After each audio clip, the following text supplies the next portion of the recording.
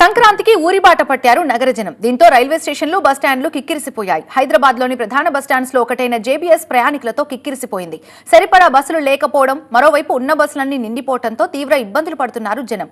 ఓవైపు లగేజ్, మరోవైపు పిల్లలతో నానా అవస్థలు పడుతున్నారు.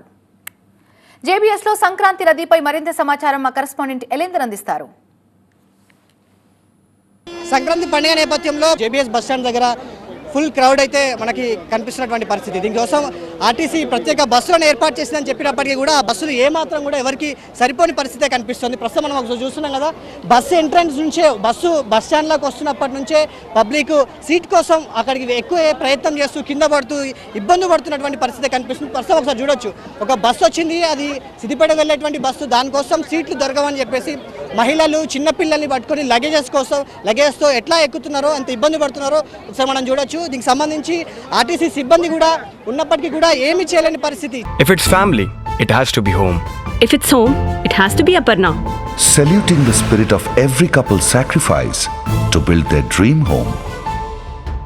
చేతులు ఎత్తేస్తున్నటువంటి పరిస్థితే జేబీఎస్ బస్ స్టాండ్లో కనిపిస్తుంది. ఒకసారి మనం చూడొచ్చు, ప్రతి బస్సు దగ్గర కూడా అలాంటి పరిస్థితే కనిపిస్తుంది. ఏ బస్ అయినా స్పెషల్ బస్ అని ప్రతిదానికి స్పెషల్ బస్ అని చెప్తున్నారు. ప్రతిదానికి కూడా బస్సు ఎక్కడానికి చాలా ఇబ్బందులు పడుతున్నటువంటి పరిస్థితి కనిపిస్తుంది. ఆర్టీసీ సిబ్బంది కూడా ఎవరు సరిగ్గా రెస్పాండ్ అవ్వని సిచ్యువేషన్ కనిపిస్తుంది. ప్రతి బస్సు పిల్లల్ని తీసుకుంటూ లగేజ్ పట్టుకొని లేడీస్ ఎక్కుతూ నానా ఇబ్బందులు పడుతున్నటువంటి సిచ్యువేషన్ కనిపిస్తుంది. ఎటు చూసినా సిబ్బంది. ఒకసారి వాళ్ళతో ఒకసారి మాట్లాడదాం. మేము అనుకున్న దానికంటే ఎక్స్పెక్టేషన్ చేసిన దానికంటే రెండింతలు ఎక్కువ వస్తున్నాయి బస్సులు. కరీంనగర్ రీజన్ నుంచి కానీ, ఆదిలాబాద్ రీజన్ నుంచి కానీ, మన మెదక్ రీజన్ నుంచి. ముందస్తు ప్లాన్ లేదని పబ్లిక్ అంటున్నారు. ఎందుకంటే సిటీ బస్సులు ఇప్పటికిప్పుడు సిటీ బోర్డులతోటి ఇటు కొండాపూర్ నుంచి అక్కడికి నుంచి ఇప్పుడు వస్తున్నటువంటి బస్సులు అని చెప్పేసి పబ్లిక్ చెప్తున్నారు. ముందు ప్లాన్ తోటే సజ్జనార్ గారు ప్లాన్ చేసి పెట్టిండేది, ఎండి గారు.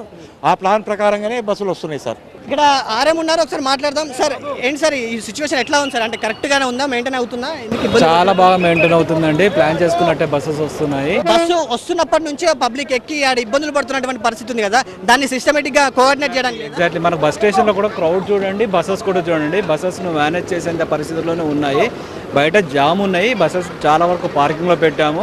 ఇక్కడ బస్ స్టేషన్ కెపాసిటీ ఎంత ఉందో అన్ని బస్సెస్ మాత్రం లోపల తెస్తా ఉన్నాము. ఇప్పుడు వచ్చే వాళ్ళు ఇట్లానే నడుచుకుంటూ వస్తున్నారు కాబట్టి తొందరపాటు.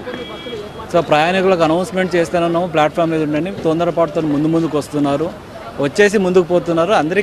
దయచేసి అందరికీ మీ తరఫులో కూడా నేను విజ్ఞప్తి చేసేదండి, దయచేసి ప్లాట్ఫామ్ దగ్గర వెయిట్ చేయండి.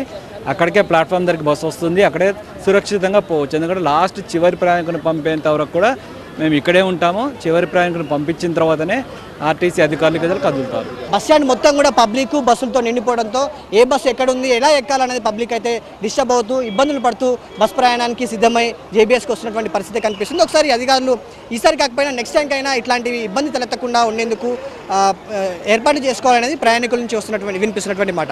వీడియో జర్నలిస్ట్ బాలకృష్ణతో ఎలేందర్ రెడ్డి, TV9 హైదరాబాద్.